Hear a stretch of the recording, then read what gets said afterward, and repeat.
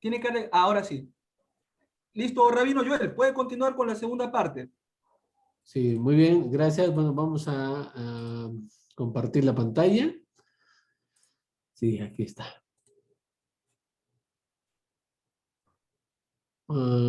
Se quedó aquí. Nos estaba adelantando un poquito, pero vamos nuevamente. Sobre el Goel, Morey Harold ya nos estaba compartiendo acerca de cómo es la concepción de algunos grupos acerca del Goel. ¿Ah? Ya dio las definiciones y todo, entonces nosotros lo que vamos a hacer es ahora examinarlo, pero en la Torá. ¿Cuáles van a ser nuestras premisas? Así como ellos tienen premisas, nosotros vamos a demostrar, no vamos a, más que nada vamos a hacer, exponer los textos, mirar lo que dice y comprobar en base a ello, ¿ah?, que no hay sacrificio humano. Tampoco, como nos exponía el Morey Harold, no existe la necesidad de una encarnación, no hay necesidad de sacrificio humano. El rescate o la redención que hace este Goel no tiene que ver ni con sangre, ni con sufrimiento, ni con... No, no, no. El rescate o la redención no tiene que ver, o sea, el Goel nunca rescata de pecado, el Goel no rescata de ese tipo de cosas, ¿sale? Entonces, ¿qué más? Vamos a demostrar que Goel, según algunos decían, no, es que Goel solamente puede ser a Hashem encarnado y que sea perfecto y ese tipo de cositas, no, no, no. Entonces, vamos a ver, los seres humanos llenos de imperfecciones pueden ser Goel y son llamados así. ¿Eh?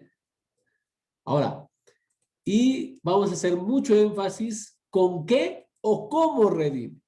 Porque si vamos a ver el Tanaj, ¿ah?, que a mí me toca la parte de la Torá, vamos a ver la base. ¿Cómo redime? Entonces no le podemos poner en ninguna manera otro significado que redima por su sangre, que redima a través de un sacrificio, que redima de pecado y ese tipo de cosas.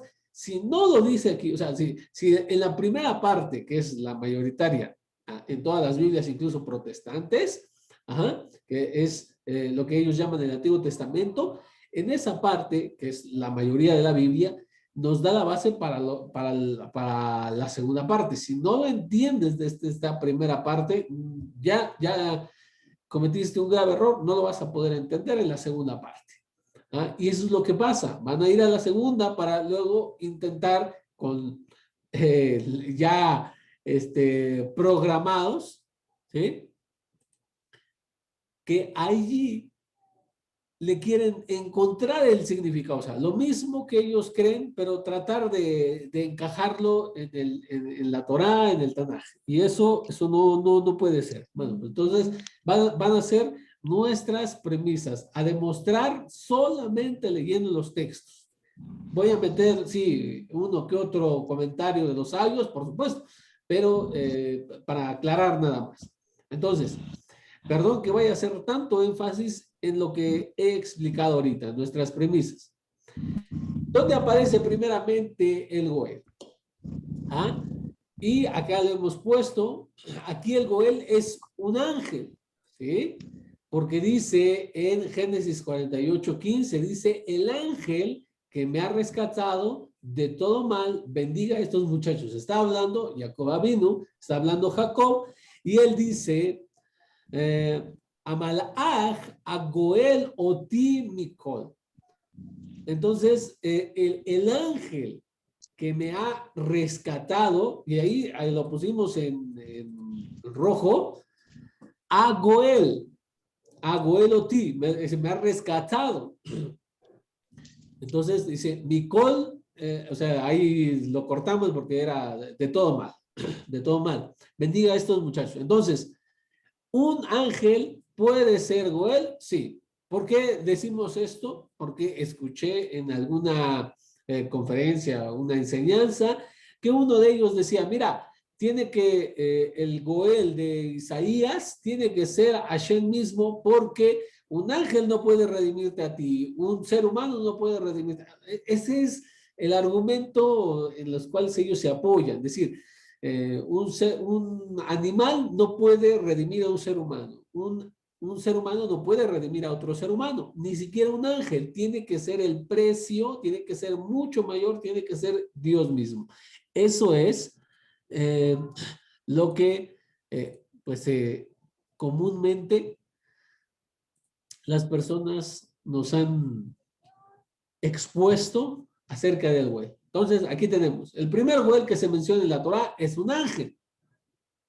¿Ah? Ahora, ángel no quiere decir que sea un ser espiritual. La palabra malaj también hemos demostrado y tenemos otras lecciones donde se aplica a un ser humano sin problema alguno. Por ejemplo, cuando el mismo Jacob dice que mandó ángeles con con su hermano.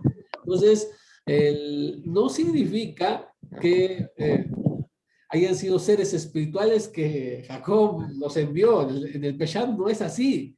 ¿Ah? O sea, en el sentido literal, no es así. La Torah dice, mandó emisarios, o sea, estos mensajeros para que le dieran a su hermano, le dieran.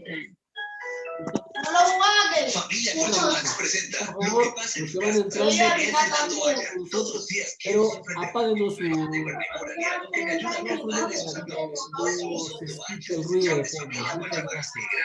Rabino, disculpe, del hermano Hermes Colorado está abierto su micrófono, hay que cerrarlo.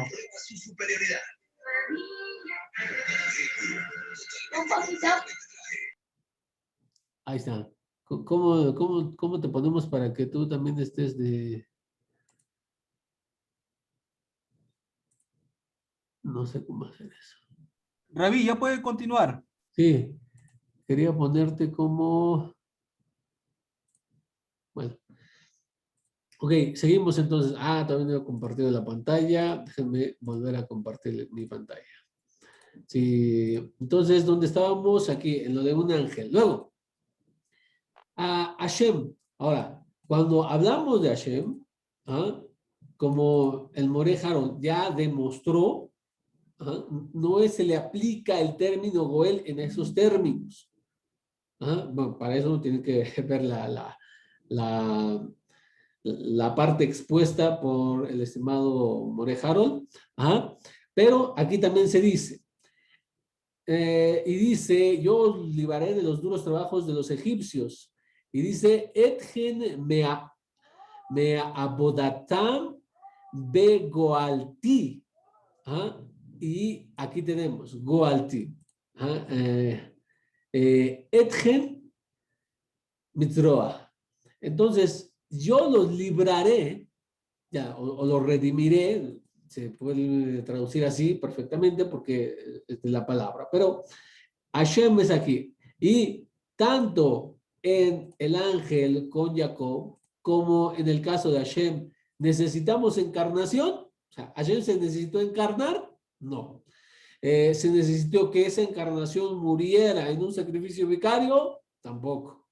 ¿Hay sangre, algún sufrimiento de parte del Goel? O sea, que muera el Goel, ¿se necesitó? Tampoco se necesitó. Ni el ángel ni Hashem murieron. ¿Qué otra de nuestras premisas estábamos nosotros? Ahora, ¿se trata de pecado? O sea, ¿el ángel perdonó de pecado o redimió de pecado a Jacob? De ninguna manera. Aquí Hashem redimió del pecado, no, de los duros trabajos de la esclavitud. No, este tipo de redención no tiene que ver con quitarte pecados. Mucha gente cree que dice, es que el Goel tenía que venir para quitarte los pecados que son de muerte y esos pecados que no tienen forma de ser expiados a través de los sacrificios del Antiguo Testamento. Perdón, La palabra Goel, para el que redime, no quitaba pecados. Ni Asham, ni Hatán, ni Peshá, ni nada. O sea, Abó tampoco. O sea, eso olvídenlo. Ya lo tenemos en el primero. El ángel, nada que ver con esa idea. En el segundo, Éxodo 6:6, tampoco. Luego, aquí en Levítico 25, el Goel es un israelita, un ser humano común y corriente. ¿Sí? Es más, no se nos dice nombres aquí. ¿Estamos? Entonces, lo que tenemos que ver es que este israelita es Goel, porque así dice, si se empobrece tu hermano y vende algo de su propiedad, su redentor más cercano vendrá y rescatará lo vendido por su hermano. Dice, me ajusató uba goelo. Y vendrá su Goel, Goeló, su redentor, y rescatará. El cercano. Entonces ahí dice que este redentor no es un ser espiritual, es un simple israelita, un miembro del pueblo, y es Goel. Ahora, necesitamos encarnación, y disculpen que vuelva a ser tan insistente, pero creo que es necesario. Necesitamos encarnación en o sea, de Hashem, que sea un Goel, no la necesitamos. Se necesita que ese Goel muera o que derrame sangre, que sufra, para nada. Este Goel solamente puede ser Hashem, por supuesto que no, aquí es un israelita común y corriente. ¿Con qué rescata? ¿Con su sangre? Tampoco. ¿Con dinero? Aquí se empobrece el hermano y tiene que vender por esa pobreza, tiene que vender parte de su propiedad. Entonces, ¿qué viene? El Goel viene y compra, rescata lo que vendió ese hermano, que lo vendió por causa de su pobreza. ¿Con qué lo rescata? Con dinero. Nada de sangre, nada de sacrificio, nada de sufrimiento. ¿Vale? Estamos en eso. Bien, entonces, ¿qué más? A ver, aquí hay que pide la misión, le estamos dando. Redimió de pecado, o sea, Isaías, perdón, Levítico 20, aquí estábamos, en el 25. Este israelita redimió de pecado a su congénere, no. O sea, aquí no se trata de redención de pecados. Ya llevamos 3 citas. Ya con estas debería ser suficiente, pero hay más. Ahí en mismo Levítico 25 nos dice, si alguno no tiene redentor, adquiera por sí mismo recursos suficientes para rescatarse. Aquí el caso, la Torá nos dice que tiene que rescatarlo su pariente más cercano, el Goel, su Goel. Entonces, cada israelita tiene Goel. Yo tengo Goel, tú tienes Goel, los vecinos tienen un Goel. ¿Quién es este? Los miembros del clan, lo demostró el Morejaro, el clan, familia. Ellos son los que pueden actuar como Goel, como redentor. Ahora, pero si yo no tengo Goel, ya, entonces me voy al infierno. Pues por supuesto que no, esto no se trata de infierno, de cielo, como lo están poniendo en una teología posterior. No se trata de redimirte de pecado o no redimirte de pecado. Aquí se trata de que una persona vendió su propiedad, o en su caso se vendió a sí mismo por la pobreza. Entonces, yo me vendo, pero no tengo redentor, no me puedo rescatar el Goel. Dice la Torá, tú mismo con tus recursos puedes rescatarte. O sea, tú puedes ser tu propio Goel. ¿Y cómo le voy a hacer? ¿Tengo que cortarme y derramar sangre? Para nada. Necesitamos encarnación, Hashem que se encarne para que yo pueda ser rescatado. para nada. Ajá. Entonces, ¿cómo se rescata a sí mismo este hombre? Reuniendo dinero. Esa es la forma de rescatar bíblica. Si tú estás pensando en que la sangre, sacrificio, cualquier cosa, ese tipo de cosas, o que te tiene que rescatar de pecado, eso es muy posterior. Lo que estamos leyendo aquí es la base, es el entendimiento que tenían los judíos. O sea, cuando ellos le hablaban de un Goel, en el primer siglo no estaba imaginando, Hashem tenía que encarnarse para salvarme de los pecados Pesha, que no existe perdón. Perdón, nunca hubiera pensado eso. ¿En qué está pensando? En lo que dice la Torá, en vender propiedades, o en su caso, venderse a sí mismo por el estado de pobreza. Ahí mismo en Levítico 25, porque aparece muchas veces ahí, la palabra, en el versículo 30 dice, en caso de no ser rescatada para él dentro de un año entero, la casa situada en la ciudad amurallada quedará perpetuidad para el comprador. Ajá. Entonces, si aquí habla acerca de cuando vendes una casa, no se trata de un ser humano, una propiedad. Tú vendiste tu casa, tú tienes que rescatarla en el lapso de un año. Si no la rescatas en un año, va a quedar a perpetuidad para el comprador. Bueno, hay sus detalles, tienen que leer todo ahí, ¿no? Todos los versículos, aquí nada más estamos extrayendo uno, pero tiene que ver si la ciudad es amurallada, si no es amurallada y ese tipo de cosas, ¿no? Si pertenece a un leví o un cohen o un israelita normal y todos sus detalles esos. Pero, nuevamente aquí, el goel rescata a través de dinero. No de sangre, no por encarnación, no de pecado y ese tipo de cosas, y es un israelita común y corriente.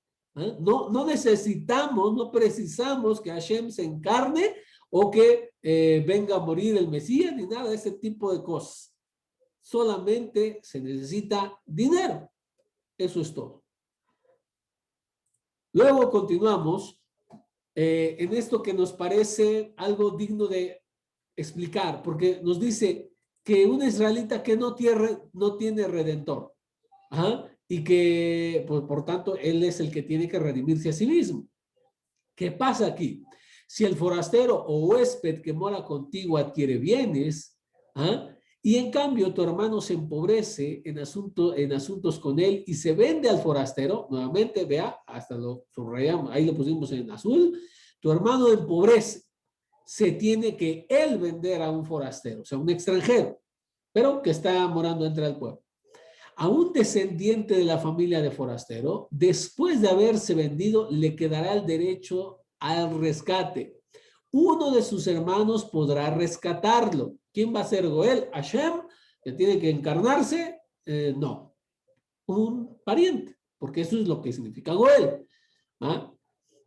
Y nuestro estimado More Harold nos puso diccionarios, no nos lo sacamos de la manga, nos puso diccionarios para que nosotros lo pudiéramos comprobar.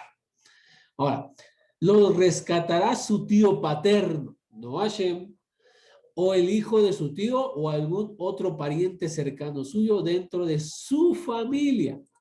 O si alcanza sus recursos, él mismo podrá rescatarse. Entonces, tú también puedes ser tu propio Goel. Muy bien. Pero estamos viendo que el judío, el israelita, su familia, los más cercanos, tendrían que ser como Goel. Entonces, ¿qué tiene que decirnos esta cita si alguno no tiene redentor? Pero si aprendimos, acabamos de leer que es su familia, ¿existe alguien acaso que no tenga familia? ¿O por qué la Torah nos viene y nos dice si uno no tiene redentor? Bueno, ahí viene.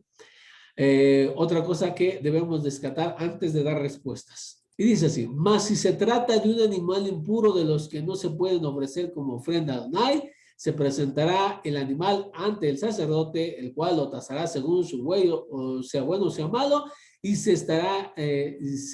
estará a su tasación. Si uno quiere rescatarlo, o sea, si tú quieres ser Goel del animal que consagraste, pero este animal sucede que es un animal impuro, añadirá un quinto más a su evaluación. ¿Ah? Entonces, hay oportunidad. Yo puedo, bueno, en ese tiempo se podía consagrar un animal para el templo.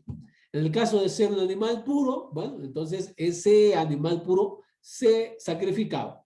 En el caso de que es un animal impuro, no se puede sacrificar en el templo. Por tanto, habría que rescatarlo. Nuevamente, el proceso de redención. Eso es lo que hace un Goel. ¿Ah? Tú ahí fungirías como Goel, porque lo estás rescatando, lo estás redimiendo, pero tienes que hacer, que nos derramamos sangre, nos cortamos hasta que estemos medio muertos y con eso ya rescatamos y rescatamos al animal impuro de sus pecados. Eso no existe.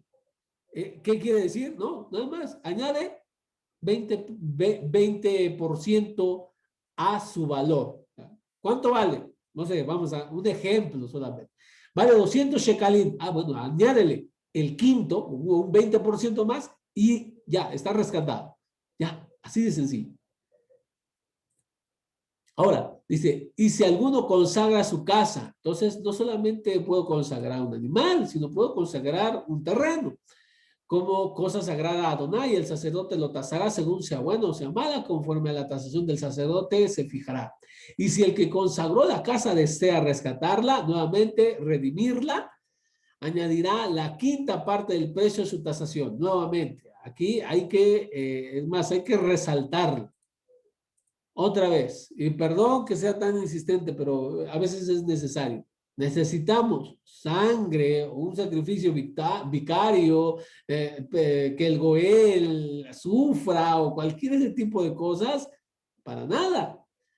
Mucho menos necesitamos que Hashem se tenga que encarnar para rescatar mi casa. ¿Eh? Eso no existe aquí, al menos hasta donde vamos. Y bueno, ahorita vamos a lo de que les decía del hombre que no tiene Goel. Pero vamos a demostrar que hasta un pagano, una persona que no es del pueblo, es un extranjero, puede ser pariente. De hecho, es pariente, por eso es Goel. Si el hombre no tiene pariente a quien se pueda restituir la suma que en tal caso ha de restituir a Adonai. Ok, y aquí nos viene la Torá a decirnos que si un hombre no tiene pariente a quien se pueda restituir, perdón, que no tiene Goel, así dice, mira, en la Ish Goel, si en el caso de que un hombre no tiene Goel, aquí está, vamos a ponerlo hasta en rojo, Goel, ¿ah? Y no tiene no tiene pariente, o sea, no tiene Goel, ya encontramos segundo caso. Este hombre no tiene Goel. Pero nos preguntamos, Goel es un pariente, es parte de la familia. ¿Que este hombre no tiene familia o por qué? Y aparte, ¿por qué se le tiene que restituir a él? Ahora, cuando una persona engañaba a la otra, tenía que restituirle lo que le había robado o lo había defraudado. ¿Ah? No se necesita sangre para ser perdonado de esto. Yo tenía que arrepentirme, pero tenía que restituirle a la persona lo que le robé. Vamos a decir que yo, solo un ejemplo, ¿no? Que yo le debo 500 pesos al profesor Cristian. Al profesor Cristian y le digo, oh, Hashem, perdóname porque le robé 500 pesos al profesor. Bueno, y ya, ¿estoy perdonado? No, tengo que venir y decirle a el profesor Cristian que me disculpe y devolverle sus 500 pesos. ¿Ah? Vuelvo a lo mismo. Hasbe Shalom, que el Eterno no lo permita, y lo aleno no sea sobre nosotros, pero fallece a la persona que yo le debo. Entonces yo le tengo que restituir según la Torah. Yo le tengo que restituir, pero no tengo prendida cámara, no, nadie me había dicho. Bueno, yo le tengo que restituir, pero si está muerto, ¿a quién se lo doy? Entonces la Torah dice, él, que no tiene que darle al Goel. Bueno, entonces yo no tengo a Pepito, yo le debo a Pepito, Pepito desgraciadamente falleció y yo le debo todavía 500 pesos. Bueno, entonces voy con el Goel de Pepito para darle la suma. Le voy a restituir a su Goel o a su pariente. ¿Ah? ¿Sí me estoy dando a entender? Bueno, espero que sí. Ok, entonces vamos a seguir compartiendo.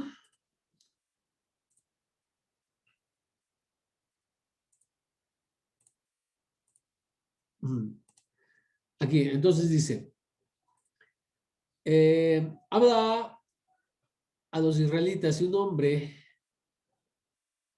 y aquí está precisamente, justamente,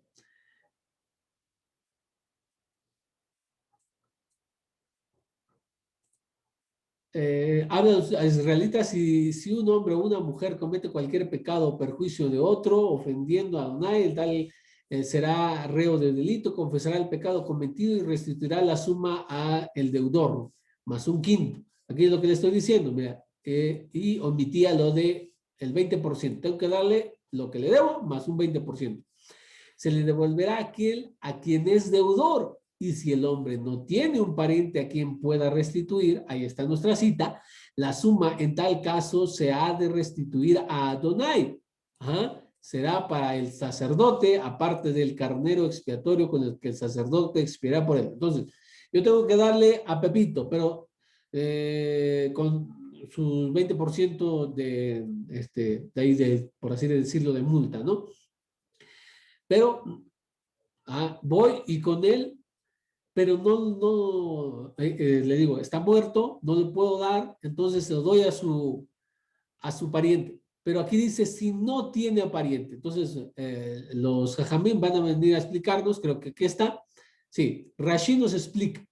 Nuestros rabinos preguntaron, y aquí están las fuertes, el Talmud Babli en Baba Kama 109a, y en Sifrei Bamidbar, que es un midrash halágico, dice, pero ¿puedes encontrar a alguien en Israel que no tenga pariente alguno? Ni su hijo, ni un hermano, ni otro pariente cercano a él, de la familia de su padre, que se remonta tan lejos como Jacob. Pero esta persona a la que hace referencia es un prosélito, un converso que murió y no tiene herederos. Y claro, sus parientes son paganos, por tanto, no tienen derecho a heredar la propiedad. Entonces, ¿de quién se habla? Del que no tiene Goel, es al que es un converso. ¿Sí? No le aplican las leyes al que no es judío. Entonces, no le puedes dar esto, no puede actuar como Goel, aunque en sentido estricto es un pariente, ¿sí? Es un Goel, pero no le funciona porque no está dentro del pueblo ni cerquita. Entonces, por eso es que se refiere a él. Bien, y en todo esto tenemos que, pese a que no tiene Goel o un pariente cercano que sea miembro del pueblo, estamos hablando de un converso, tampoco necesitamos de la encarnación, no necesitamos de una muerte vicaria, no necesitamos del precio de sangre, no necesitamos nada de ese tipo de cosas.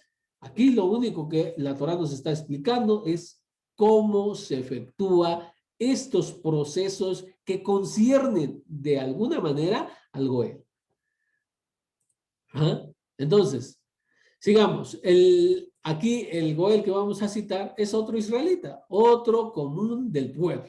Más, no se mencionan ni nombres. ¿Ah?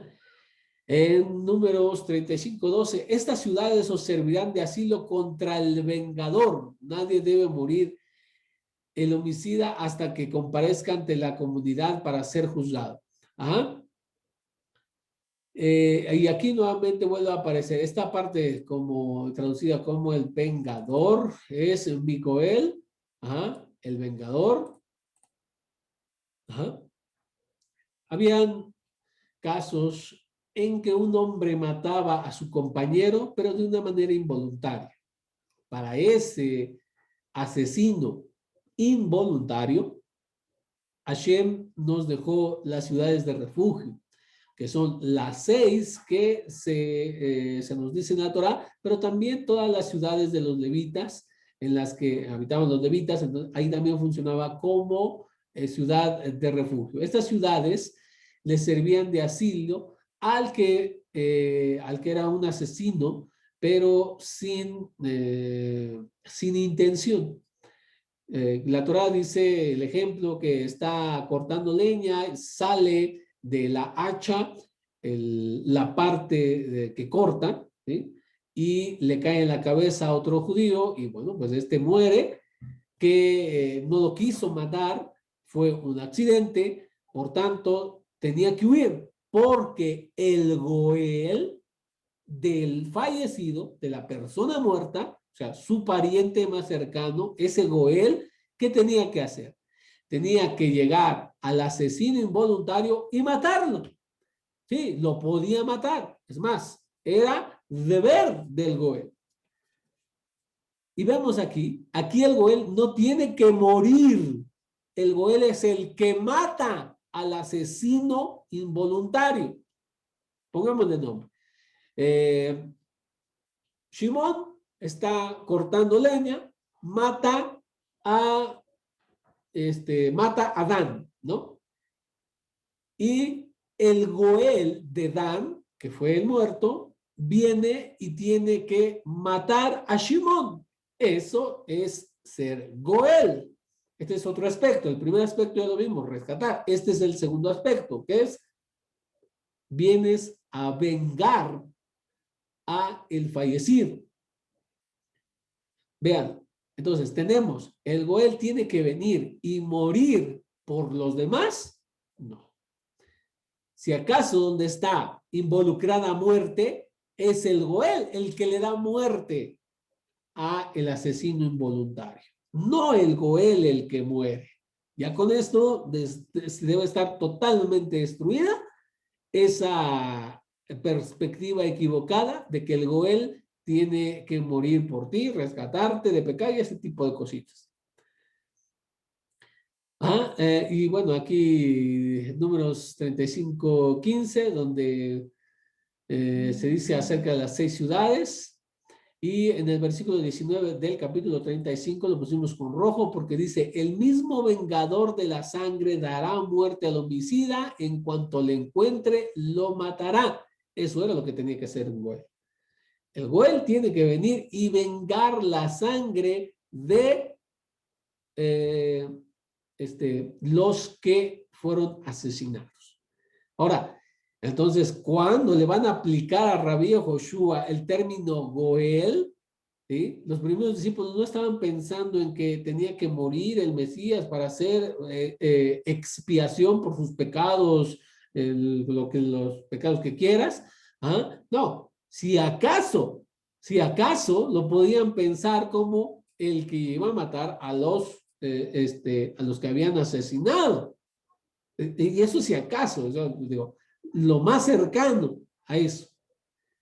Lo que ellos veían solamente un pariente cercano que redime a través de un precio. Eso es lo único que piensan con Goel. Bueno, números 35-12 dice que ellos serán aquellas ciudades para refugiarse del vengador, o sea, del Goel, y no morirá el homicida hasta que entre en juicio delante de la congregación, porque podemos pensar, oye, ¿sabes qué? Lo llega y lo mata y se me parece muy sanguinario, parece muy rudimentario y de la época de las cavernas, el vengador, el Goel tenga que venir a matar. Bueno, aquí la Torá dice que no puede morir hasta que se le haga un juicio delante de la congregación. Esa congregación son los jueces. El vengador de la sangre matará al homicida no se le culpará por ello. O sea, no tendrá pecado alguno en que el Goel, si esta persona sale de la ciudad que le sirve de refugio, lo puede matar y sin problema. No se le acusa de asesinato, no se le hace juicio porque es totalmente inocente. No tiene culpa. Y Makot del Talmud nos explica precisamente que no debes pensar que puedes matarlo inmediatamente. La Torá nos enseña que hasta que comparezca ante el tribunal para juzgarlo, o sea, números 35:12.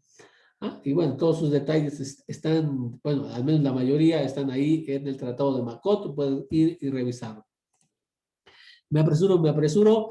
En este caso, el homicida se puede salvar su vida huyendo allá. El que mate a su prójimo sin querer, sin haberle odiado antes. Bueno, esto todo es lo que ya expliqué. Va como algunos, ¿cómo le podemos llamar? Algunas pequeñas conclusiones de este subtema. El Goel no necesita ser Hashem, puede ser espiritual, en el caso de Hashem, cuando le llama Goel a él, o puede ser humano, en el caso del ángel, en el caso del judío, en el caso, bueno, los que vimos aquí, ¿sí? Como dijimos, es un pariente cercano, el Goel. 3, rescata con dinero, no con sangre, no hay redención de pecados, no existe el concepto de que te va a perdonar de pecados, expiar ese tipo de cosas, y menos con su sufrimiento, su muerte. Es solamente con dinero. Y el último que vimos es que él mata al homicida que no lo hizo con intención. Eso, nada más para terminar, la parte que nos toca. El Goel en la Torá, nada que ver con una muerte vicaria, nada que ver con sangre, nada que ver con encarnación, nada que ver con lo que pues otras enseñanzas han tratado de meter en el concepto de Goel. O sea, cuando ellos ven Goel, tiene que ser eso, y ese tipo de malabarismos teológicos ahí. Lo vimos con todas las citas y creo que puede ser entendible. Bien, More Harold, hasta aquí termino mi intervención. Querido Rabino, vamos a darle pase a algunos compañeros si tienen alguna pregunta. Ahí está con nosotros la hermana Claudia, está estudiante, está la hermana Erling Colorado, Joseph Romero y Francisco Romero. Si hay alguna pregunta antes de pasar a la siguiente sección, adelante chicos, ¿ya? Vamos a dar siempre por secciones para que puedan dar sus preguntas, sus dudas.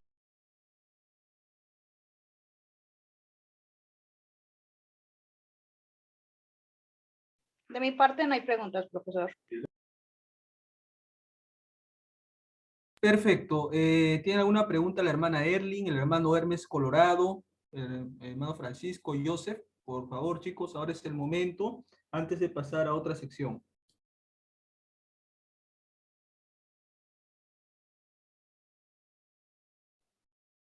Ok, Ravi, parece que todo ha quedado totalmente claro, está bastante evidente. Vamos a pasar, compañeros, a la siguiente sección, donde nuestro amado Rabino Joel nos ha estado compartiendo.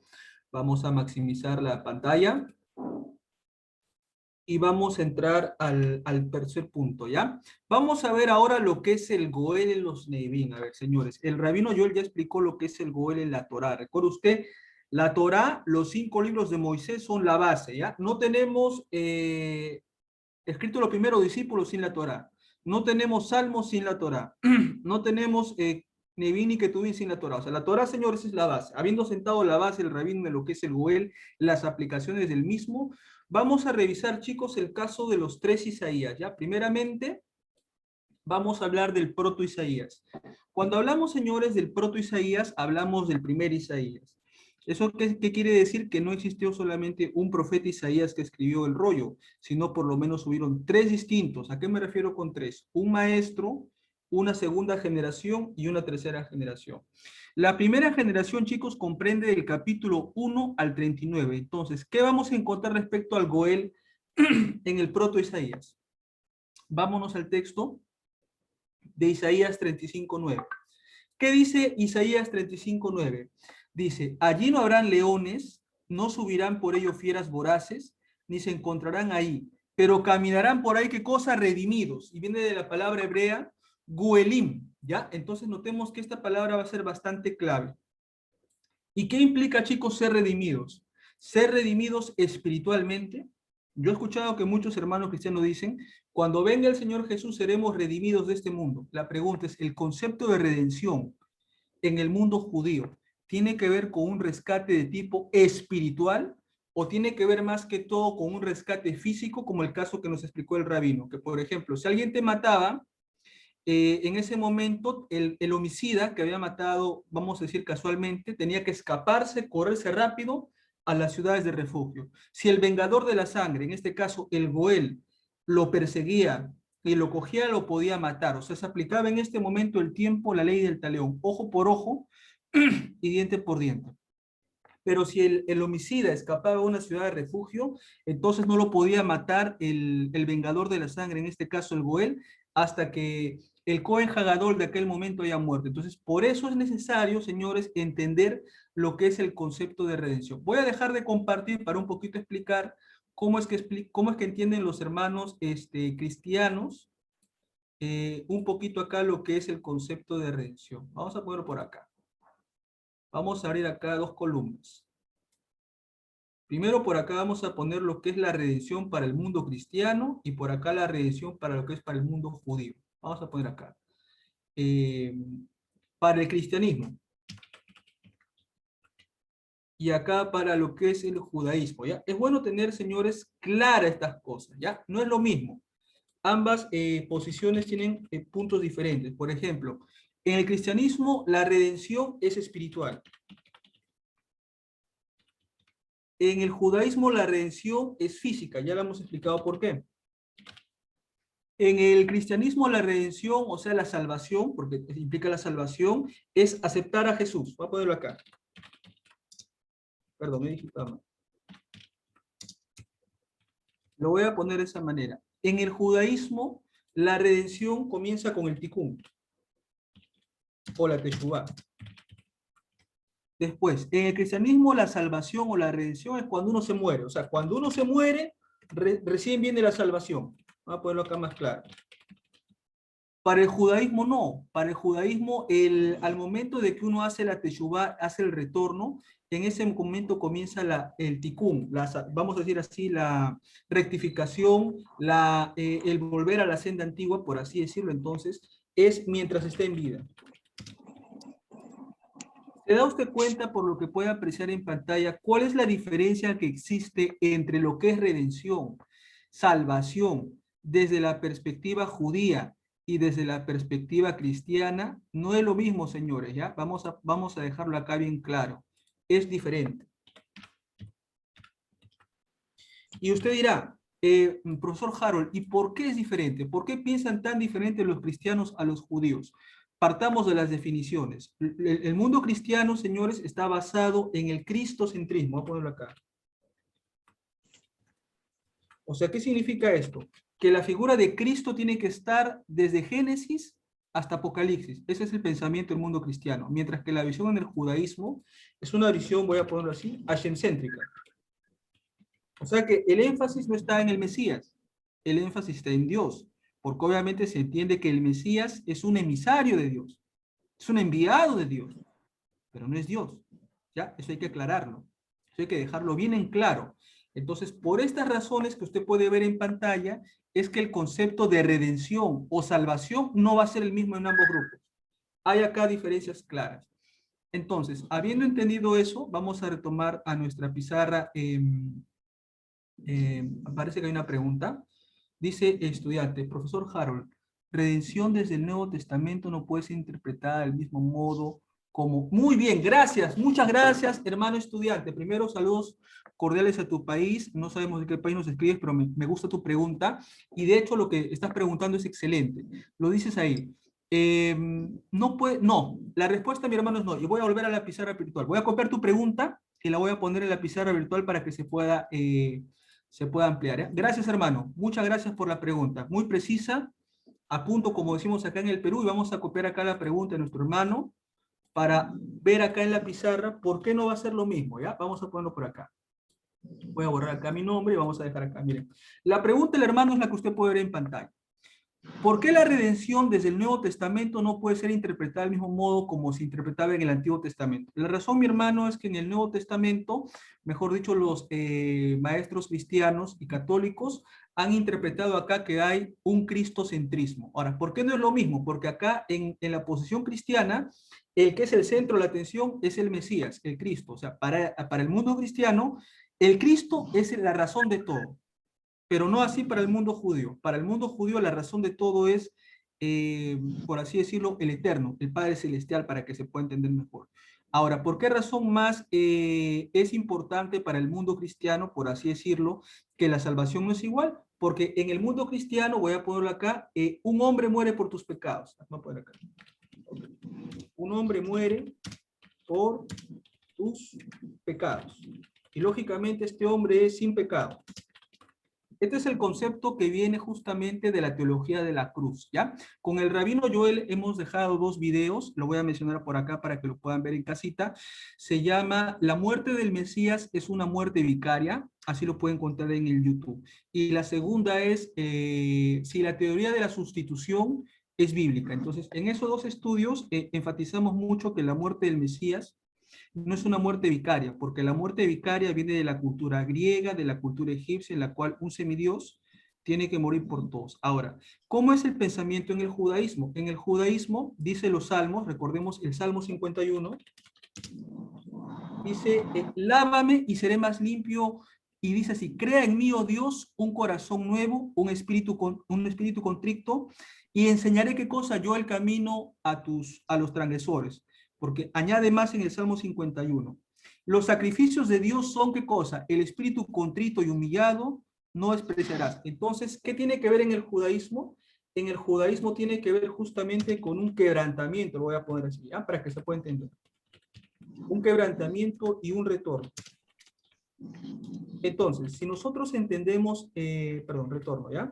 Voy a ponerlo bien para que no equivocarme. Entonces, ¿qué es lo que queremos denotar, amigos míos? Que la visión en el mundo cristiano, evangélico, católico, no es la misma que en el judaísmo. Por lo tanto, la interpretación no va a ser la misma. ¿Por qué razón? Por la figura del cristocentrismo, la muerte vicaria, la preexistencia del Mesías, un hombre Dios, todos esos conceptos van a alejar al mundo cristiano del mundo judío. Se van a comenzar a separar.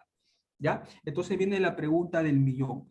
¿Es que acaso los apóstoles, los shelachim, creían en el cristocentrismo? O sea, en que el Cristo era la base de todo, o ellos tenían una teoría más judía. O sea, su teología de ellos era judía. Como hemos estudiado, bueno, para aquellos alumnos de ISMI que nos acompañan en el curso de Raíces Hebreas del Nuevo Testamento, que he visto que hay, siquiera un alumno acá, hemos estudiado, señores, que había el concepto de la sociología. Y en la sociología hemos visto justamente eso. Y en las escuelas de pensamiento, video que hemos dejado en el YouTube, hemos estudiado a los fariseos, saduceos, esenios, celotas. Se puede notar justamente que la visión de todo judío, incluso la de Yohanan Tevilá, Juan el Bautista y Yeshua HaMashiach, Jesús el Cristo, es una visión netamente judaica. Por lo tanto, ni siquiera para el Mesías está claro que él es el centro, sino el centro está en el Eterno, ¿ya? Entonces, de esa manera, al amado hermano estudiante, bueno, no ha puesto su nombre, se entiende, le estamos respondiendo a la pregunta, ¿ya? Muy precisa, muchas gracias. Vamos a dejar de compartir. Vamos a ver si hay otra preguntita. Ah, ya, mi hermano, no te preocupes. Perfecto, perfecto. Entonces, habiendo aclarado eso, ahora sí vamos a volver a la PowerPoint, ¿ya? Para poder estudiar todos juntos. Entonces, chicos, note ustedes lo siguiente. Entonces, el concepto de redención, de ser redimidos, no va a ser lo mismo, ¿ya? La redención en el judaísmo es un acto de rescate en físico, no espiritual. Anote, no es espiritual. Espiritual es para los hermanos cristianos, ¿ya? Que tienen otra teología completamente distinta, ¿ya? La cual no se critica ni se burla, solamente se menciona. Perfecto, vamos a lo siguiente. Ahora, note usted lo siguiente. En pantalla podemos ver Isaías 35:9. Lo hemos desglosado verso por verso y nos interesa analizar y entender la palabra Gelim. Y la palabra, pues, Gelim tiene que ver justamente con un acto de rescate físico, ¿ya? No espiritual. Perfecto, entonces vamos a continuar. Ahora, usted se preguntará, profesor Harold, pero a ver, muéstrame en el diccionario, porque la verdad a mí me confunde. Por un lado, puede aparecer un roe, puede aparecer un rabino, puede aparecer lo que sea, pero yo quiero la definición, para que cuando yo tenga que dar un argumento, mi palabra tiene que tener peso, pues si no yo estoy hablando en el aire. Entonces, miren, primer diccionario, diccionario Moisés Chávez. La palabra es Gaal. ¿Y qué significa en el hebreo, en el diccionario bíblico Moisés Chávez, la palabra Gaal? Rescatar mediante la compra de una propiedad vendida. Eso lo ha explicado el rabino Joel en el apartado anterior. ¿Qué también implica Gaal? Libertar y comprar a una persona. Pregunta, ¿dónde está acá la parte espiritual? ¿Dónde está un rescate espiritual después de la muerte cuando un espíritu? ¿Mm? No existe. ¿Qué también implica Gaal? Redimir o adquirir de un familiar fallecido, de un muerto físico, lo voy a decir así para que se entienda mucho mejor. ¿Qué también implica esta palabra? Rescatar de su abandono y soledad en la sociedad a la viuda de un familiar. Y le pregunto, ¿ese rescate a la viuda es un rescate espiritual o es un rescate mediante levirato? Es un rescate mediante levirato. Tiene usted el libro de Megilá Ruth, el libro de Ruth, para que usted lo pueda revisar. Entonces, no hay ningún rescate espiritual, señores, ¿ya? No hay ningún rescate espiritual. El rescate que se da en el mundo bíblico es un rescate físico. Y las evidencias las estamos dejando en la mesa para que usted lo pueda revisar. ¿Qué también implica esto? Asumir por derecho de parentesco los beneficios de una retribución. ¿Se da cuenta? Retribución es económica, no es una retribución espiritual. Asumir el derecho de ejecutar la venganza por el asesinato de un pariente muerto. Y esto está en Primera de Reyes 16:11. Entonces, otra vez, ¿dónde está el rescate espiritual cuando uno se muere que acepta al maestro? No existe eso, señores, ¿ya? Yo repito, esa teología va a ser elaborada mucho tiempo después, porque incluso, acá le doy un dato, cuando el joven rico le dice la pregunta al maestro, y búsquelo usted en cualquier versión que tenga, maestro, maestro, ¿qué he de hacer para ser salvo, para ser redimido? Y Yeshua le dijo, acéptame a mí, como tu Señor y Salvador, porque ahora soy Jimán, yo tengo el poder. No, lea usted lo que le dice al hombre rico. Le dice, ¿has guardado los mandamientos? Y el hombre, ¿qué le responde? Maestro, qué pechito, todo lo he guardado desde que era joven. ¿Y qué le dice el maestro? Solamente te hace falta una cosa. Vende tus cosas y entrégaselo a los pobres. Pregunta, el concepto de salvación, de redención para el maestro, de la boca del maestro, no de la boca de lo que digan otros, de la boca del maestro, es aceptarlo a él como Señor y Salvador y decirle, Señor, te acepto. ¿O cuál es el concepto para el judío Yeshua, para el judío Jesús, para que usted me entienda? ¿Cuál es el concepto de salvación para ese judío? Guardar los mandamientos, revise los evangelios, ¿ya? Se lo pongo como tarea. Otro ejemplo más. Cuando el maestro va a la casa del recaudador de impuestos, el pequeñito, el chatito Saqueo, ¿qué dice el maestro? Cuando Saqueo dice, maestro, si yo he defraudado a alguien, voy a volver el doble, el triple, el cuádruple. Miren, cuando Saqueo hace esta declaración de Teshuvá, ¿qué dice el maestro? La salvación, la redención, el rescate ha llegado a esta casa, por cuanto este también es hijo de Abraham. Entonces viene la pregunta, ¿cuál es el concepto de salvación para el judío Yeshua? ¿Aceptarlo él como tu Señor y Salvador y besarle la mano? ¿O hacer un acto de ticún de retorno a la Torá y a los mandamientos? Tarea para la casa, revise lo del hombre rico y revise lo de Saqueo, ¿ya? Revise lo bonito, sin prejuicios mentales, revíselo bajo la mente judaica, ¿ok? Eso lo dejo como tarea a usted en su casita. Ahora, ¿qué nos dice otra fuente más? El diccionario hebreo Luis Alonso Schockel nos dice que rescatar, Gaal, es un sentido de una acción legal por la que un responsable, un pariente, note, no dice un dios o un espíritu, un fantasma, un pariente. Y en la primera sección hemos definido en el diccionario de la Real Academia de la Lengua qué cosa es un pariente, y en la parte de la Mishpajá hemos definido qué cosa es un pariente. Un espíritu, un alma, no puede recobrar los bienes enajenados, porque recuerden, este es un tema legal, señores. Un fantasma no puede hacer esto, eso es un tema legal físico. Entonces, alguien que va a librar a los esclavos o cautivos. Recuerda usted cuando un esclavo, cuando se tenía esclavos en el pueblo judío, se le llevaba la oreja y se lo aradaba en la puerta siempre que el esclavo quería mantenerse adentro de la casa de su amo, por así decirlo. Entonces note, la definición es caballeros y damas está en la pizarra, está en diccionarios bíblicos especializados. Nosotros acá no sacamos un conejo del sombrero, no nos inventamos nada. Le ponemos la definición a usted y ahora usted tiene como trabajo investigar, inquirir, indagar sobre cada aspecto. Entonces note que el acto de Gaal, de donde va a venir Goel, es la acción de exigencia por tratarse de un derecho y una obligación. La pregunta es, ¿Dios puede tener un derecho y una obligación? ¿Dios puede tener obligación con algún ser humano? ¿Se da cuenta? Hasta en la definición se cae la teología esta, pues. Por eso hay que tener las cosas bien claras. Entonces, eso es importante, señores, de tener en cuenta, ¿ya? Entonces, así como ese significado, hay muchos más, lo estamos dejando en la pizarra para los alumnos de ISNI, lo vamos a mandar a los grupos y también para los grupos satélite que tenemos, también lo vamos a compartir. Ahora vamos a entrar al caso del deutero Isaías. La palabra deutero tiene que ver con segundo, con número 2. Como estudiamos que hay un primer Isaías, también hay un segundo Isaías. Y anote usted, el segundo Isaías, o sea, la segunda generación de Isaías, los estudiantes, los discípulos de Isaías, van a escribir el capítulo 40 al 55. Este capítulo 40 al 55 comprende cuando ellos ya están saliendo de Babilonia, cuando están regresando bajo el edicto de Ciro el Persa, cuando ya tienen la asimilación del zoroastrismo, y yo lo estoy diciendo acá claramente, y con los estudiantes que son de raíces del Nuevo Testamento, si el Eterno da vida, hablaremos del zoroastrismo, ¿ya? Pero eso va a ser en otro apartado. Entonces, retomando la exposición, note usted que los capítulos 40 y 55 vamos a abordar el segundo Isaías, el deutero Isaías, para lo cual vamos a Isaías 41:14. ¿Y qué dice Isaías 41:14?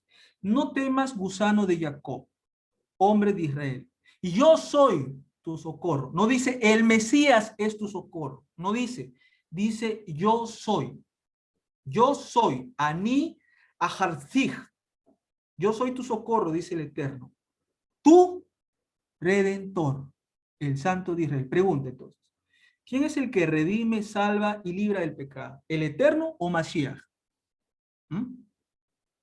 ¿Dios o Yeshua? ¿Quién salva? Voy a dejar de compartir pantalla y vamos a volver a la pizarra inicial para que usted entienda la definición, ¿ya? Porque esto también, señores, es importante de tener en claro. Cuando uno no tiene en claro estos conceptos, se termina confundiendo. Vamos a borrar todo lo que se encuentra por acá. Y vamos a preguntar la pregunta del millón. A ver, así, grande. ¿Quién salva? Yuhebahei, el Eterno, o el Mesías Yeshua. ¿Quién salva? Porque acá generalmente muchas iglesias dicen, Cristo salva, sana, santifica y te da la libertad. ¿Sí o no? Ese es el eslogan, por ejemplo, de la Iglesia Alianza Cristiana Misionera, ¿ya? Pero viene la pregunta, ¿quién salva? ¿Ah? ¿Salva el Eterno o salva el Mesías? ¿Ya? Hay que tener bien en clara esta pregunta porque esta pregunta define muchas cosas. Entonces, para responder esta pregunta hay que preguntarnos quién está encima de quién. Note usted lo siguiente, vamos a poner acá una pequeña elipse, ¿ya? Para que se pueda entender. Denme usted un minuto de su tiempo. Ok, acá tenemos otro. Y acá tenemos uno más grandecito, ¿ya? Para que se pueda entender. Vamos a hacerlo así, lentamente, para que se entienda y usted tenga los conceptos completamente claros. ¿Sabe usted que siempre hay un Dios? ¿Y qué significa ser un Dios? Estar por encima de tener una creación la cual rige. Este Dios, señores, va a gobernar por todo el universo, ¿ya? A veces la gente piensa que Dios solamente reina en el cielo, pues como si fuera Dios. No. El creador Boreo Olam gobierna todo, incluso le doy un adelanto. Los grandes sabios de la Kabbalah dicen que no es que Dios está en todas partes, sino que el universo está adentro de Dios. ¿Qué significa? Que el universo no es nada para el creador, o sea que el creador lo llena todo. Entonces, el creador va a gobernar el universo. Ahora, entiende usted, ¿cuál es el propósito, la misión y la tarea del Mashiach? Lo voy a poner acá para que se pueda entender. ¿Okay? Permítanme. Cuando hablamos de Mashiach, caballeros y damas, sabemos que hay tres tipos. Sabemos que hay un Mesías sacerdote. Tiene usted el caso de Aarón. Aarón es el primer sacerdote. Tiene el caso de un rey. Cuando hablo de rey, hablo de un monarca, alguien que se pone la corona en la cabeza. Tenemos el caso del rey Saúl, ¿ya? Y cuando hablamos de profeta, tenemos, por ejemplo, el caso de Samuel. ¿Está bien? Entonces la pregunta del millón es, ¿cuántos tipos de Mesías existen en la Biblia? Existen 3 tipos de Mesías, ¿ya? Y eso lo tenemos ahí. Ahora bien, cuando hablamos de Mesías y hablamos específicamente del hijo de David, ¿de cuál de estos 3 tipos de Mesías estamos hablando? El caso del segundo Mesías, ¿vale? Tiene que ser un Mesías rey. Entonces acá ponemos, entre paréntesis, tiene que ser un rey, ¿ya? Alguien que se ponga la corona en la cabeza. Ahora viene la pregunta. A este rey, ¿quién lo eligió por elección divina para ser el gobernante del pueblo? Revise usted el caso de Saúl y revise usted el caso de David. ¿Quién eligió a los reyes? ¿Se autoeligieron ellos mismos? ¿Se autollamaron ellos mismos? ¿O fue una elección divina? Entonces, en este caso, señores, vamos a notar que en el caso de Saúl fue el capricho del pueblo, pero en el caso de David fue una elección divina. Entonces el Eterno va a poner un rey físico de carne humana, tengo que decirle así, valga la redundancia, para que este rey de carne humana físico pueda transmitir qué cosa al pueblo. Vamos a poner acá. Para que pueda transmitir qué? Su Torá. Así de claro, así de fácil. Recuerden, porque este es un pueblo judío, ¿ah? No es un pueblo peruano, un pueblo ecuatoriano, un pueblo colombiano, este es un pueblo judío. Y obviamente la Torá, señores, tiene Juquín, Mishpatín y tiene demás regulaciones que el rabino Joel en algún capítulo o en algún video que él tiene lo va a profundizar más. Esa Torá tiene que ser enseñada ¿a quién? Al Estimado, no pueblo. se está Entonces se viendo da tu cuenta. pantalla. ¿Cuál es? ¿No se ve, rabino? No la veo yo. ¿Los demás Ya, participantes la pueden ver? voy a dejar de compartir. Tiene razón, voy a dejar de compartir. Ok. Gracias, rabino. Voy a volver a compartir pantalla. Por favor, ustedes me dicen si no se ve. A ver, vamos a dejarlo un ratito ahí. A ver, que cargue un poquito, chicos. Me confirma, rabino, si se puede ver la pantalla. Yo no la alcanzo a ver. O sea, se ve Wow. todo Sí, negro. ya se ve, profesor. Rabino dice que sí se puede ver, ¿ah? Vamos a continuar, ¿ya? No se preocupe.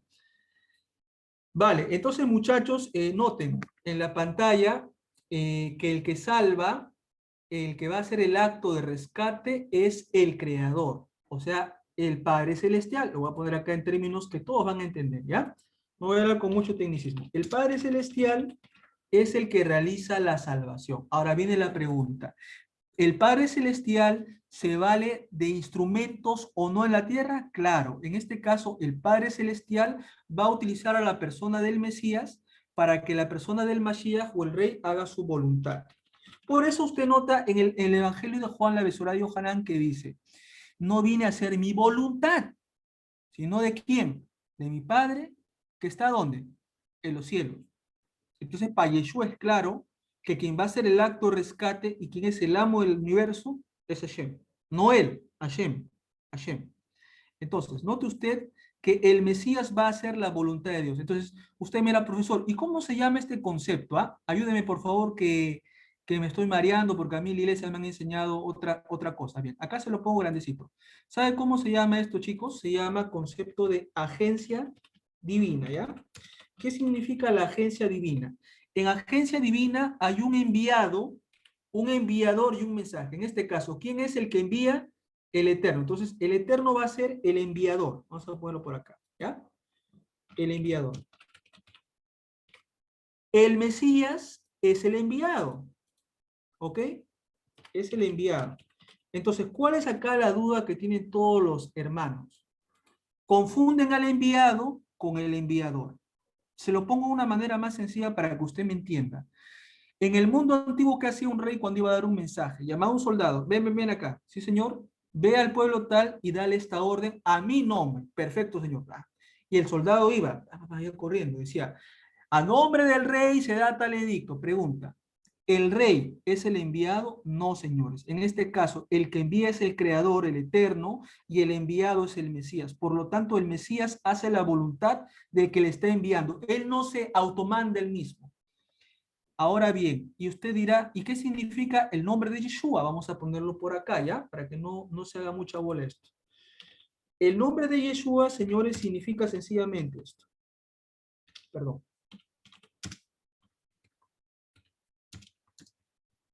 ¿Se da cuenta? Hasta en la definición del nombre está claro el tema. ¿Qué significa el nombre Yeshua? No significa salvación, ¿ah? Yeshua con H, esa es salvación. Yo no he hecho Yeshua, he hecho Yeshua.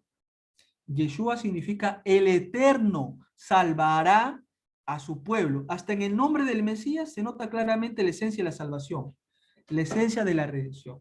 ¿Se da cuenta? Esos, señores, son cosas que hay que tener nosotros en cuenta. Desgraciadamente la gente confunde al Mesías con Dios, pues.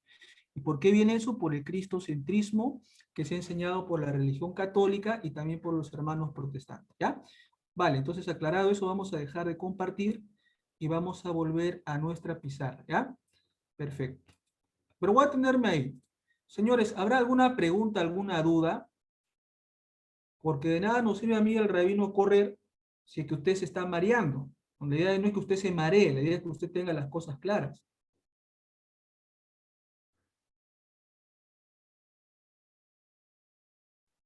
Perfecto, no veo ninguna pregunta. Ok, vamos a continuar, ¿ya?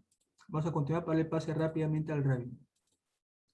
Habiendo explicado eso, señores, ya hemos entendido lo que es el redentor. Perfecto. Acá tenemos la concordancia Strong, también la palabra Begalec también es importante. Y ahora vámonos finalmente para darle paso al rabino al caso del trito Isaías, el tercer Isaías, la tercera generación.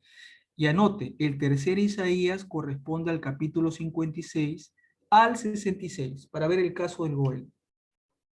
Para esto nos vamos al libro de Isaías 59:20, y ¿qué dice en el trito Isaías? Entonces el Redentor vendrá a Sión. Cuando usted va a revisar en el Nuevo Testamento, no va a notar usted que dice el Redentor vendrá a Sión. No, no, no, no, no. Dice el Redentor vendrá de Sión. Y usted dirá, ¿y por qué, profesor Harold, es la confusión? Voy a repetirlo, voy a decir una vez más. Los escritores del Nuevo Testamento se han basado en la Septuaginta griega, no en el texto hebreo. Repito, otra vez lo voy a decir a toda voz. Los escritores del Nuevo Testamento no se han basado en el texto masorético, se han basado en la Septuaginta griega. A ver, profesor, dame un ejemplo chiquitito nomás porque ya me estoy mareando. Te lo voy a dar. ¿Qué dice, por ejemplo, un salmo? Perforaron mis manos y mis pies, ¿sí o no? Así dice en la Reina Valera y también en las versiones de la Septuaginta. Sí. ¿Y cómo dice en el hebreo? Como león, carí, atacaron mis manos y mis pies. Pregunta, ¿es lo mismo o no es lo mismo? Tiene usted un primer ejemplo. Un segundo ejemplo. En el Nuevo Testamento, en la versión Septuaginta, dice lo siguiente. A ver, usted dirá, pero profesor, ¿la Septuaginta es Antiguo Testamento? Sí, sí, pero le repito, los escritores del Nuevo Testamento no han agarrado el texto hebreo, han agarrado el texto griego. Y note usted que va a decir, en el libro de los Hebreos, menciona, has preparado cuerpo para mí. ¿Ya? ¿Qué dice en el texto hebreo? Has abierto mis oídos.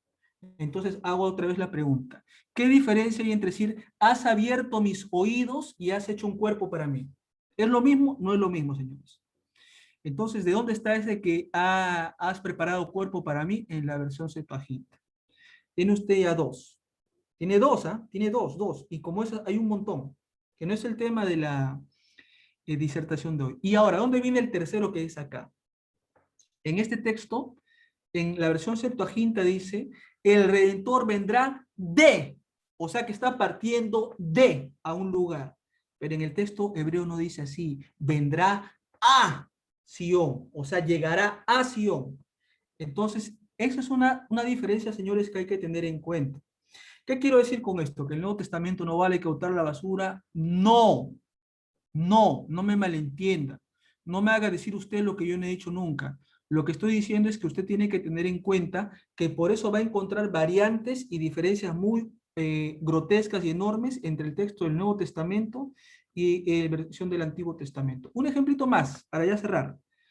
En el libro de los Hechos de los Apóstoles, en la defensa de Esteban, dice que entraron 75 almas, o 74, algo así, ya usted ya lo ve en casa.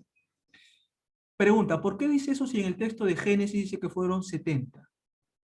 ¿Por qué hay la contradicción? Porque en la Septuaginta dice que son 75. ¿Se da cuenta? Otro puntito más al pastel que usted va a tener que investigar. Repito, no estoy diciendo que usted agarre el Nuevo Testamento, lo bote a la basura.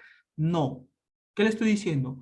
Cada vez que usted vea una profecía del texto del Tanaj en los escritos de los primeros emisarios, por el amor de Dios, váyase usted al texto de la Tanaj y revise lo que dice en el texto hebreo y compárelo usted con lo que dice el texto griego y quédese con la matriz y se acabó. Un puntito más y ahí la cerramos. Otra variante más, en el texto de la Septuaginta griega dice partenos, que significa y la Virgen dará a luz.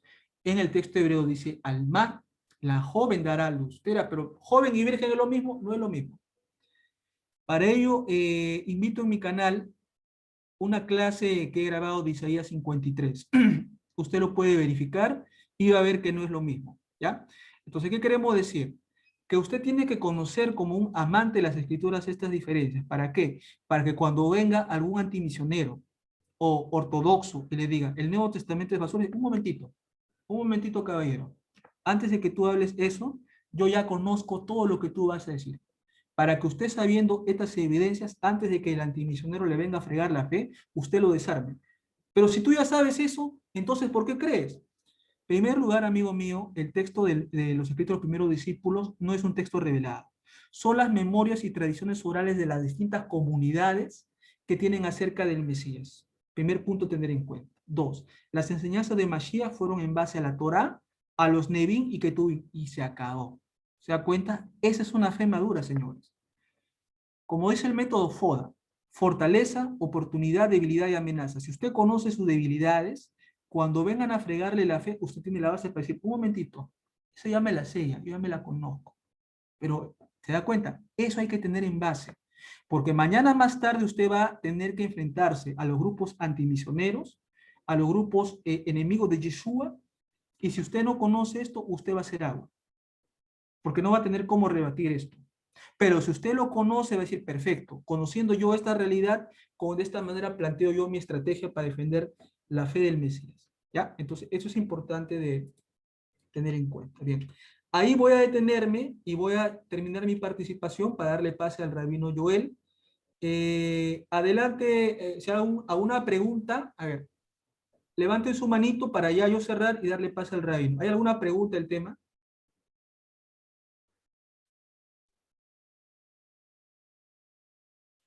A ver, está el hermano estudiante, el hermano Francisco, la hermana Erly, JM, el hermano Marcelo Capiobanco, Jairo Salazar. Bien. Señores, ¿hay alguna pregunta de eso? Como dirían en el sacerdote católico cuando está casando a la gente. ¿Hable ahora o calle para siempre?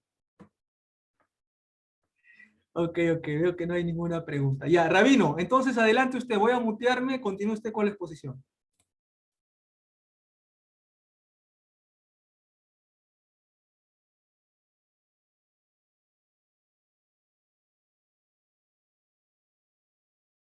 Bien, entonces, gracias. Vamos a continuar.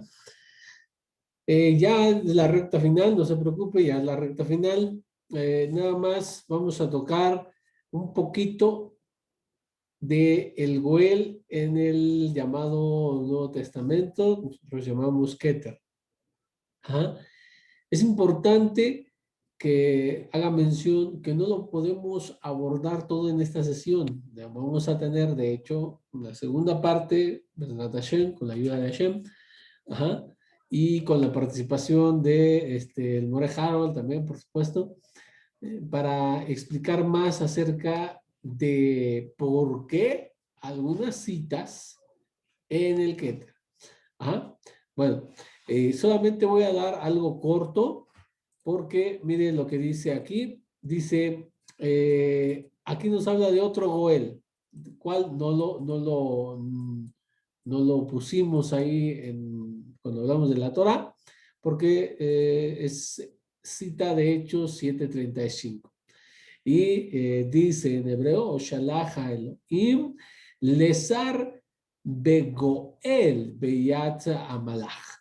Entonces habla de Moshe y dice que lo que leímos justamente lo envió Elohim como príncipe y Goel y sacerdote. A este Moshe de quien renegaron diciéndole de quién te ha nombrado jefe y juez, a este envió Elohim como jefe y redentor, Goel, por mano del ángel que se le apareció en la zarza. Bien, entonces Moshe es Goel y venimos demostrando que Goel no tiene que ver con una encarnación, no se necesita, ni hace falta que Hashem se encarne. ¿Ah? A ver. Aquí estoy, sí. No se necesita que Hashem se encarne, no se necesita muerte de el Goel. El Goel lo que hizo es vino y los liberó. Eso es un Goel.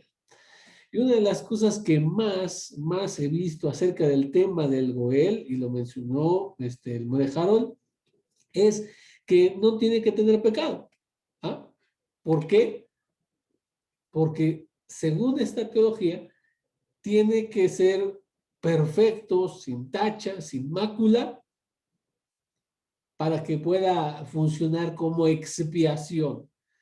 Totalmente errado. ¿Por qué? Porque vimos que hay israelitas llamados Goel. ¿Sí? Es un Goel, es un redentor. Y personas con todas las fallas que puede tener un ser humano. Y entonces, tenemos otra lista de reproducción, otra serie de clases donde abordamos la divinidad del Mesías para demostrar que no es divino. Bueno, aquí vamos a hablar de que es un ser humano, es un ser humano. Él no pecó, porque es lo que me han dicho, es que los demás todos han pecado y él nunca, no, él no pecó. Y van a una cita y nos dicen algo así, ¿verdad? Pero vamos a ver qué nos dicen nuevamente. Vamos a la base, el Tanaj. ¿Ah? Antes de ir a eso, quiero decir que hablando de Moshe, que nos dijo que él es redentor, Shemot Rabbah, que es un midrash, nos dice, Moshe es el primer redentor y también el último. Nuestros maestros han dicho, una vez mientras Moshe, nuestro maestro, cuidaba las ovejas de su suegro Yitro, una de las ovejas se escapó, Moshe corrió tras él hasta que llegó a un lugar pequeño y sombreado. Allí el cordero cruzó el estanque y empezó a beber. Cuando Moshe se acercó al cordero, le dijo, no sabía que te escapaste porque tenías sed. Estás tan agotada. Luego puso el cordero sobre sus hombros y la llevó de regreso. El santo dijo, ya que cuidas a las ovejas de los seres humanos con amor tan abrumador, por tu vida te juro que serás pastor de mis ovejas de Israel. Este es un midrash. Entonces, le dice, el primero, Moshe fue el primer Goel y será el último. No quiere decir que literalmente a que vaya a resucitar Moshe para ser el Goel, no. Ya debido a que será el profeta similar a Moshe el que va a ser el último redentor. Esto nosotros tenemos la confianza de que este redentor, este Goel, es Rabbi Joshua.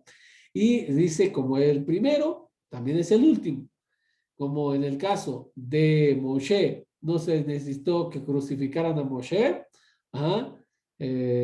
tampoco se acudía a la sangre de Moshe, porque nunca existió, para perdonar pecados.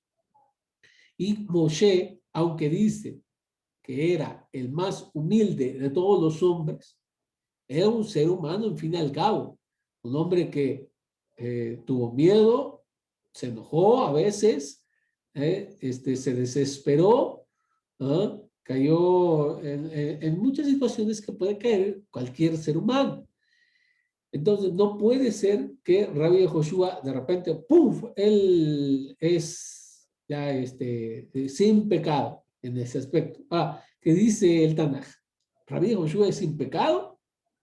Eclesiastés 7:20, ciertamente no hay hombre justo en la tierra que haga el bien o que nunca peque. Los que dicen que es sin pecado, hay que empezar a tacharle ahí, Eclesiastés 7:20, o arrancarle el cachito para que pues no lo vean, ¿verdad? Primera de Reyes 8:46, cuando pequen contra ti, está hablando Shlomo Amelech en la oración que es el Salomón el rey, en la inauguración del templo, y se dice que compromete a Hashem y le dice, cuando pequen contra ti, ¿quién es? El pueblo de Israel, pues no hay hombre que no peque y estés airado contra ellos y los entregues delante de sus enemigos y estos los lleven cautivos a la tierra de sus enemigos, lejos o cerca, y bueno, dice que los perdone. Entonces, no hay hombre que no peque. Nuevamente, si no están de acuerdo, tachen, córtenlo, hay unas pequeñas tijeras a su Biblia. Ajá. Segunda de Crónicas, lo mismo, es la cita paralela de la que vimos en Reyes, y de eso, no hay hombre que no peque. Vamos a otra, a Job. Job dice 15, 14, 16, ¿qué es el hombre para que sea puro o el nacido de mujer para que sea justo? Está diciendo, pero esto no incluye al Mesías. En ninguna cita nos dijo eso. Aquí, a todo ser humano, toda la humanidad, ¿vale? El hombre en sentido, perdón, es el sentido, bueno, hablando como de humanidad, se me fue la palabra, disculpe.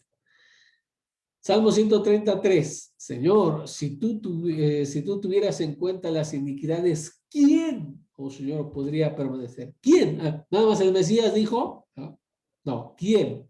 Porque no hay hombre que no peque. Salmo 143, 2, no entre en juicio contra tu siervo, porque no es justo delante de ti ningún viviente. Ahí vamos otra vez. Nadie, ningún viviente, ningún hombre, ningún nacido de mujer. Sigamos. Proverbios 29. ¿Quién puede decir yo he limpiado mi corazón, limpio estoy de mi pecado? ¿Quién es el que puede decir? Aquí nos dijo una notita abajo, excepto el Mesías, o dijo, ¿quién puede decir, aparte del Mesías, quién ha limpiado mi corazón? No, aquí incluye a todo el ser humano. Todo ser humano pecamos, sin excepción alguna. Isaías 53, 6. Todos nosotros nos descarriamos como ovejas. Nuevamente, todos. La humanidad. Todo ser humano. No dice, ahí a manera de nota, menos el Mesías. Todos menos el Mesías nos descarriamos como ovejas. No dice eso. Juan 8, 1, primera de Juan, capítulo 1, versículo 8. Y si decimos que no hemos pecado, nos engañamos. No sabían, o sea, no hay hombre que no peque. Isaías 64, 6, todos nosotros somos como lo inmundo, como trapos de inmundicia, todas nuestras obras justas, todos marchitamos como hoja y nuestras iniquidades como el viento. Todos. Entonces, no podemos decir que Rabí Joshua no pecó. Oye, entonces me dirán, oye, pero ¿qué es lo que significa eso? Entonces, ¿qué dice? Sí, dice que él, pero sin pecado. Fue tentado en todo, pero sin pecado. ¿Sí? Estamos de acuerdo. Ahora, lo que nos enseñan estas citas, y son varias, que todo hombre peca. ¿Bien? Pero eso no quiere decir que el ser humano no puede elevarse, como en el caso de Job, que dice, perfecto era. Y vamos a decir, ¿no? Entonces, perfecto es que nunca pecaba. No, en su nivel, y era un hombre que dice, perfecto, santo, o sea, era intachable, pero era un hombre que pecaba. Ahí tenemos también, por ejemplo, Noé, ¿no? Ahí dice, perfecto fue en sus generaciones. Y no hay problema en ese aspecto. Los hombres se pueden elevar, claro, y pueden decir, como en ese caso, pero no quiere decir que en toda su vida nunca pecó, no, sino que ahí dice, siendo tentado en todo, pero no pecó. O sea, cuando fue probado, no pecó. ¿Qué está hablando? No nos vayamos a otras. ¿De qué está hablando? Las tentaciones que se ponen ahí. Satán se le aparece, y le dice, convierte las piedras en pan y etcétera, ¿no? Todo eso, y no pecó. Ajá. O sea, fue un hombre que llevó su vida a un estado de santidad, pero obviamente sí pecó, pero fue un hombre que se elevó y constantemente está en el proceso. Ajá. Y bueno, de todos modos, eso lo trataremos de una manera mucho más especial, ¿ah? En una clase más adelante. Lo que destacamos aquí es que el Goel, todos los redentores que vimos aquí, todos, a excepción cuando se aplica a Shem, todos dicen, todos son seres humanos, no tiene nada que ver con perdonar pecados, no tiene nada que ver con sangre o sacrificio, ¿ah? No se requiere de encarnación, no se requiere de la muerte del Mesías, no se requiere ni siquiera de sufrimiento alguno. Todo es con precio, pero a precio de dinero. Rescate físico y no espiritual, como también lo expuso el estimado Morejano. Bien, entonces, todo esto es para decir, el Goel, todo lo que comúnmente se dice del Goel, que tiene que ser encarnado, Hashem encarnado, que no tiene que tener pecado, que nada más él puede funcionar como Goel para todos, que un ángel, un ser humano u otros no pueden ser redentores. Aquí lo tenemos, todos fueron, incluido Moshe, y sin problema alguno. Un Goel simplemente es eso, una persona cercana que redime o rescata algún bien, o en algunos casos que mata al asesino, al asesino involuntario. En el caso del Goel de Ruth, tampoco tiene nada que ver con sacrificio, simplemente se casó con la viuda. Ajá. Y nada tiene que ver con una cruz y ese tipo de cosas que serán posteriores. Todo en el Tanaj, hablando de Goel, no respalda esa idea. Esa idea no la puedes encontrar ahí. Y entonces me dirán, pero sí la encontramos en el Nuevo Testamento. Bueno, eso vamos a tener que darle a esa afirmación matices. ¿Ah? Y eso lo haremos en clases posteriores. Tenemos que ver las influencias que tiene, y en qué aspecto, a quiénes se dirigen y todo ese tipo de cositas que lo veremos más adelante. Estimado Morel, pues yo con esto termino también mi parte de... Excelente, excelente, Rabino. Yo creo que está totalmente claro. Vamos a invitar a los participantes, al hermano estudiante, el hermano Francisco Erli, el hermano JM, el hermano Jairo Salazar, el pastor Marcelo Capobianco. Chicos, miren, si tienen alguna pregunta, por favor, este es el momento. Recuerde, a una grabación no se le puede preguntar, a una grabación no se puede sacar las dudas, ¿ya? Entonces, usted aproveche que tiene la persona del rabino ahorita para que pueda hacerle sus preguntas del tema, ¿ya? Entonces vamos a dar una pausa para ver si hay alguna pregunta, alguna intervención de los hermanos. Mientras vamos a aprovechar el tiempo. Hermana Herly, quisiera que abra su micrófono porque voy a poner los productos que usted está vendiendo allá en Colombia. De repente, pues puede haber algún hermano que esté interesado. Voy a ampliar la pantalla. De momento, mientras los hermanos preparan su pregunta para que usted pueda promocionar. Adelante, hermana Herly. Buenas noches para todos. Mi nombre es Erly Mendoza. Saludos a los Morín. Excelente exposición que dieron esta noche. Muchas gracias por la invitación. Somos un equipo de trabajo. Quería compartir porque a diario me escriben, a diario me piden oración, personas que están en cuidados intensivos. Sabemos que tenemos una pandemia a nivel mundial Sabemos que estamos en crisis a nivel mundial, por donde uno ve México, Colombia, Perú, Italia, donde está mi hija, toda la gente está, por ejemplo, ahorita ya estamos encerrados aquí en Colombia, en la parte de Medellín, no sé las otras ciudades, pero en Medellín estamos encerrados viernes, sábado y domingo por la pandemia. Y parte de eso, pues, una de las cosas que le oré al Eterno fue entrar en una empresa donde podamos tener suplemento para subir el sistema inmunológico, porque sabemos que este virus ataca a las personas también que tienen baja defensa.